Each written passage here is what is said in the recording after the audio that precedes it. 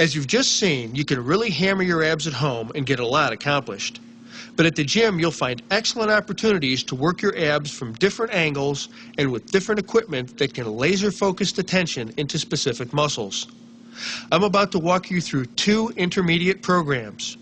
You can alternate between them on different gym visits. And then we'll take you through 1 advanced program. Program 1.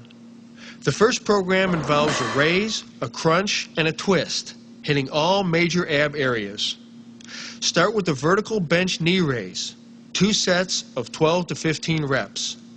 Follow that with the decline bench crunch, again 2 sets of 12 to 15, and finish with the exercise ball twist. Give it 2 sets of 12 to 20. Let's work on the vertical bench a minute. We've got 2 fantastic ab exercises we can do here, the knee raise and the leg raise.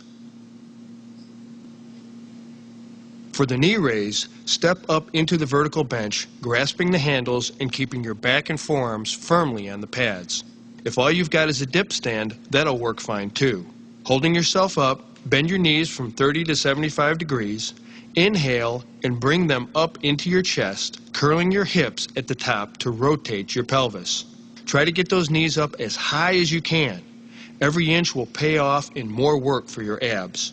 At the top of the movement, contract hard, hold there for a second, then slowly lower your knees all the way down until they are straight again, and repeat. What you don't want to do is swing. Momentum here is the enemy, as it robs you of exercise intensity. The decline bench crunch is crucial for upper ab strength and thickness to help that six-pack become more prominent. Your lower abs will also contract isometrically and act as a stabilizer for the upper abs. Set the bench at a decline of roughly 30 to 40 degrees from horizontal. Or, if you're just starting out, begin with a 10-degree angle and increase the angle later on as your abdominal strength improves. Secure your feet under the foot pads and lie face up with your torso, shoulder, and head in contact with the bench. Look at the ceiling and cross your hands over your chest.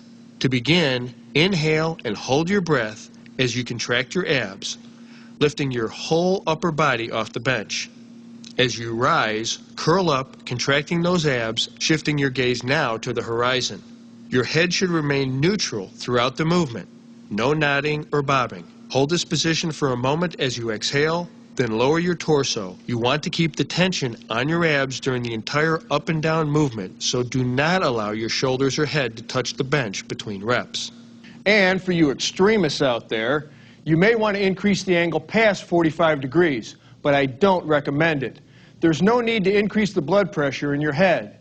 If you want to work your abs harder, put your hands behind your head, never pulling on your neck, and focus on curling your shoulders up.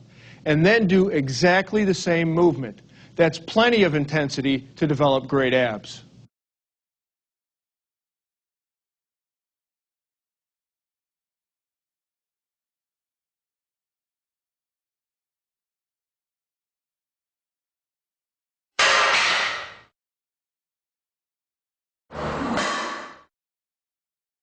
The ball crunch is a great way to put your exercise ball to use to work your upper abs and obliques. Start by sitting on top of the exercise ball and place your feet flat on the floor. Slide forward slowly, rolling the bottom half of your glutes off the ball until your lower back is centered atop the ball.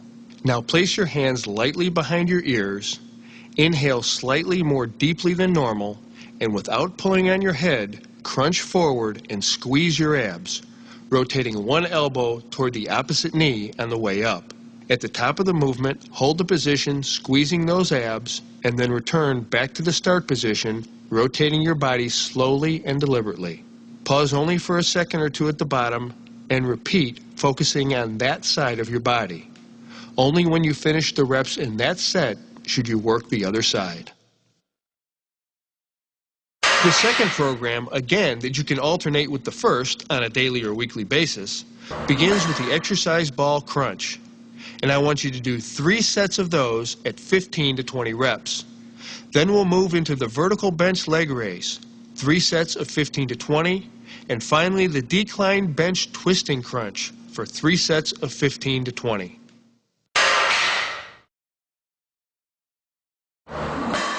The exercise ball crunch gives you a little more stretch than the regular floor crunch.